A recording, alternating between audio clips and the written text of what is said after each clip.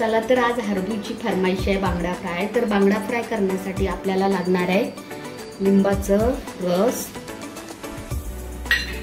ही आला लसूण हिरवी मिरचीची पेस्ट, कोथिंबीर, बांगडा छानपैकी 2 पाण्याने धुवून स्वच्छ घेतलेला आहे।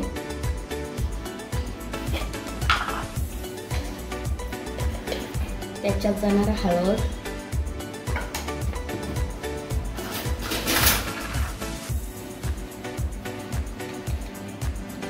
लाल मसाला 2 चमचे,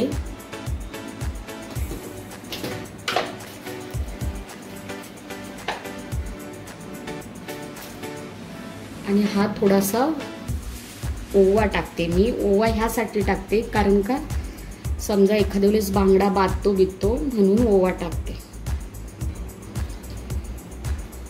तुम्ही पण ओवा टाका। ओवा टाकल्याने ना मच्छीला टेस्ट पण छान येते।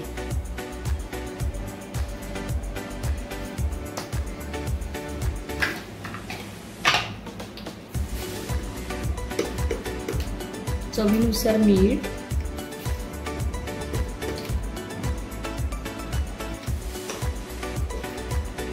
आपण आता हे चांगलं त्यांना चोळून घेऊया असं छानपैकी, असं वर खाली करून।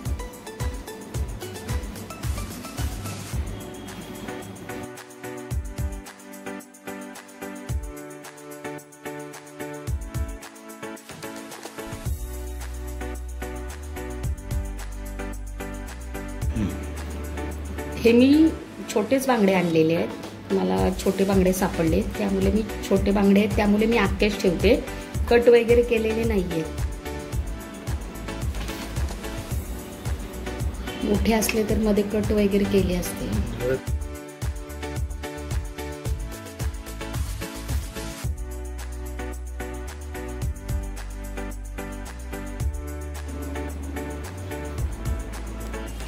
अशा प्रकारे बांगड्यांना 10-15 मिनिटं मसाला लावून मॅरिनेट करून ठेवलेला आहे। मग आता तो मसाला चांगला बांगड्यांमध्ये मुरलेला आहे। आता आपण बांगडा फ्राय करायला घेऊया। हे मी तांदळाचं पीठ आणि रवा नेहमीप्रमाणे घेतलेला आहे बांगडा फ्राय करण्यासाठी। आता आपण ह्याच्यामध्ये चांगला बांगडा घोलवून घेऊन मग तो तेलामध्ये फ्राय करूया। हे बघा अशा प्रकारे घोलवून घ्यायचा।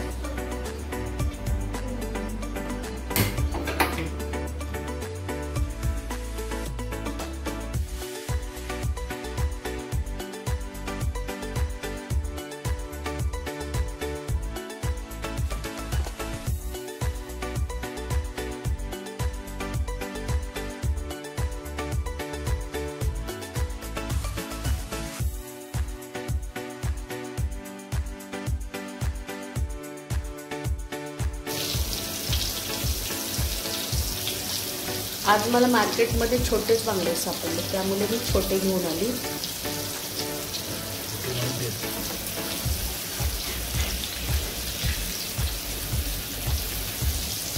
बांगडा घेताना नेहमी लक्षात ठेवायचं की मीडियम साईजचेच घ्यायचे, जास्त मोठे नाही घ्यायचे।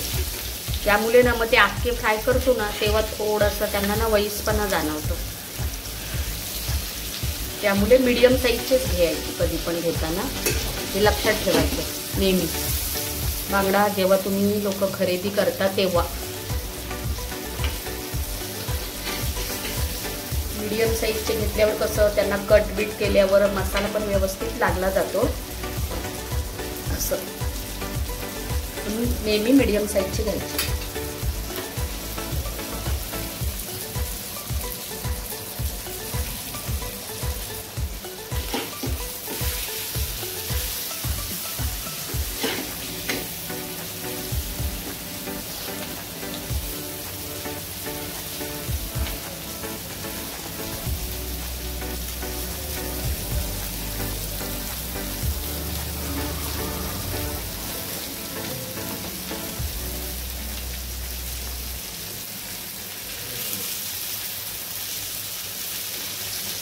अशा प्रकारे सगळ्या साईडने त्याला फ्राय करून घ्यायचं. हे बघा, असं थोडंसं क्रॉस करून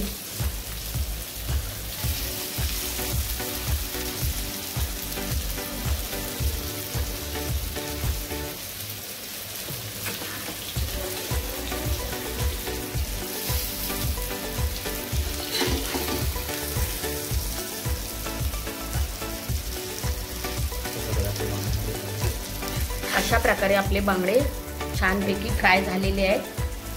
तुम्ही बघू शकता किती छानपैकी फ्राय झालेले आहेत.